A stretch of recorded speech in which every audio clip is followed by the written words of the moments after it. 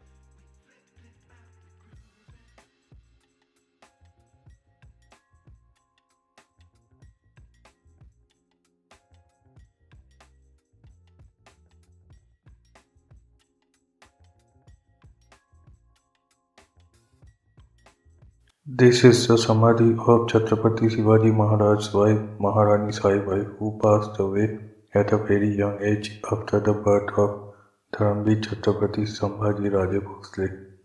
This wing of the fort is also called Padmavati Machi.